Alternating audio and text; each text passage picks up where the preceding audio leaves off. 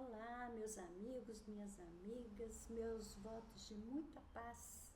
Este é o estudo do Evangelho da Federação Espírita do Estado do Espírito Santo. Estamos estudando o Evangelho segundo São João.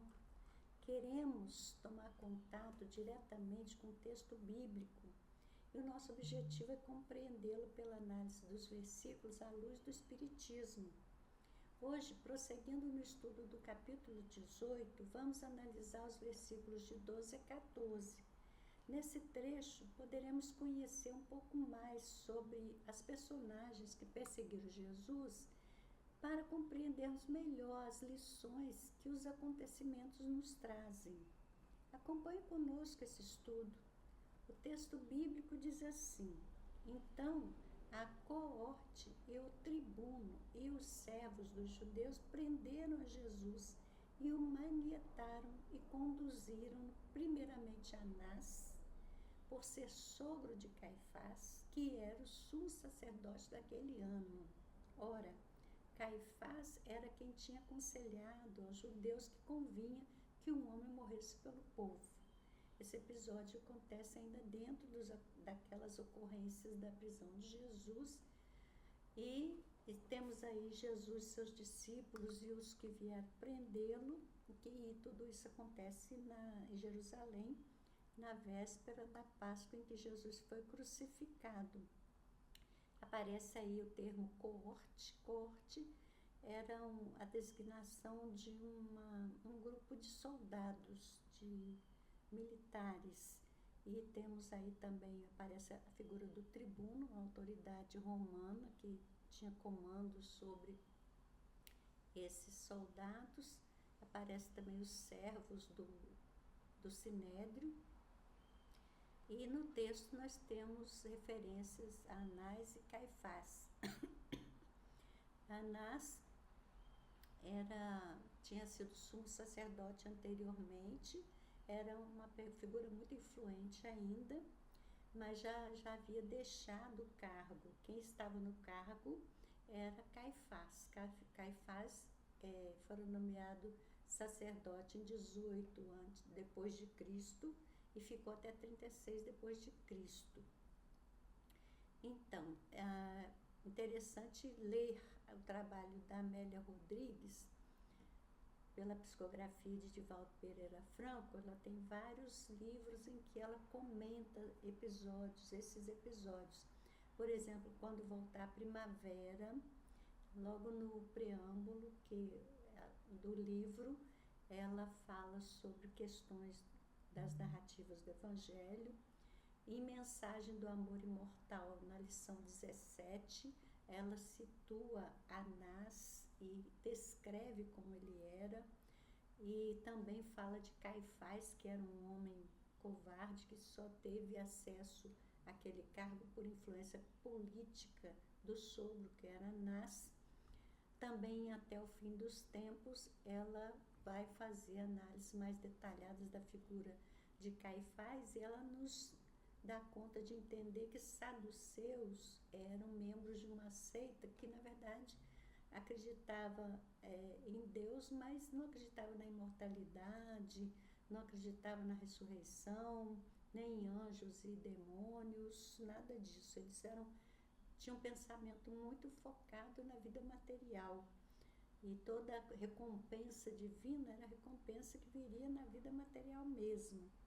E já os fariseus, que eram uma seita bastante influente, eles tomavam parte muito ativa nas controvérsias religiosas, eram muito rigorosos com as práticas exteriores, com o cumprimento daquelas cerimônias do culto, eram zelosos dos princípios e dos fundamentos, mas, na verdade, eles ocultavam uma ânsia de dominação e também costumes dissolutos, muito orgulho, e eram pessoas que faziam aquela capa de honestidade, de vida religiosa, mas na realidade isso não estava efetivamente consolidado como virtude na experiência deles. Então, esse trecho ele narra um momento dramático da prisão de Jesus. Informa que ele foi preso por essa escolta e foi conduzido primeiramente a Anás. Ele não era o sumo sacerdote, quem era Caifás, mas Anás era a pessoa que tinha uma grande influência política. E depois que eles foram levados a Caifás, e na certa, eles tinham uma simulação de julgamento, porque a condenação já estava dada desde antes, porque Caifás já tinha dito que era conveniente que morresse um homem para evitar toda aquela questão do tumulto e que prejudicasse a coletividade. Bom, à luz da reflexão espiritual, nós vemos aí, como já comentamos em encontros passados, uma aparente vitória da força, porque Jesus é preso, é amarrado, é levado às autoridades. Isso parece demonstrar o triunfo da violência e da injustiça, mas espiritualmente é preciso a gente ir mais fundo nessa análise e perceber que Jesus, ele não foi uma vítima impotente. Na verdade, ele se entregou, e esse ato de entrega foi um ato em que ele demonstra conhecer a missão, conhecer o resultado daquela entrega, que geraria a fixação da sua mensagem para todo o tempo posterior. Então, o texto mostra uma cadeia de autoridades, soldados, comandantes, guardas, sumos sacerdotes, o sistema religioso e político unindo-se para silenciar a verdade. Do ponto de vista espiritual, isso simboliza o conflito frequente entre a luz e as estruturas cristalizadas do mundo.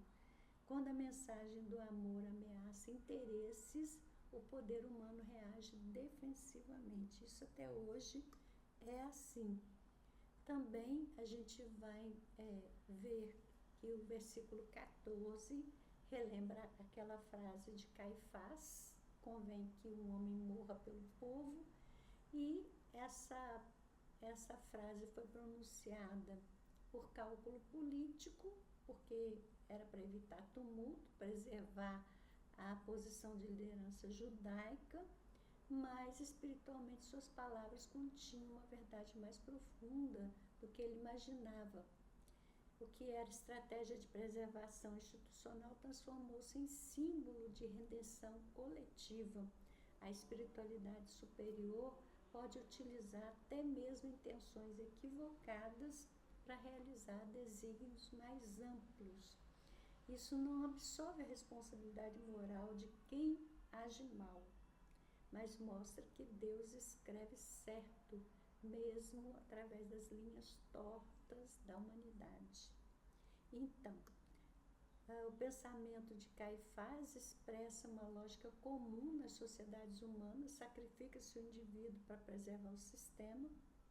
Jesus, porém, transforma o sentido do sacrifício. Ele não morre para manter uma estrutura de poder, ele se oferece por amor, revelando que a verdadeira salvação não vem da eliminação de alguém, mas da transformação moral. Como lições para nós que devem ficar bem claras, esse pequeno trecho nos convida a refletir. Quantas vezes preferimos amarrar a verdade para preservar conveniências? Quantas vezes justificamos pequenas injustiças em nome de um suposto bem maior? Estamos do lado da autoridade formal ou da autoridade moral? É bom que a gente medite e busque respostas interiormente a respeito disso. João 18, 12, 14 mostra que a violência pode prender o corpo, mas não aprisiona a consciência humana. Se essa consciência estiver iluminada. Mostra também que o cálculo político pode tentar sufocar o amor, mas o amor no plano divino sempre prevalece. Na perspectiva espírita, Vemos ali o espírito puro enfrentando as consequências da incompreensão humana, não como vítima da fatalidade, mas como missionário consciente que aceita a prova extrema para testemunhar fidelidade às leis divinas. Ficamos por aqui hoje, mas voltaremos numa próxima oportunidade, se Deus quiser. Até lá!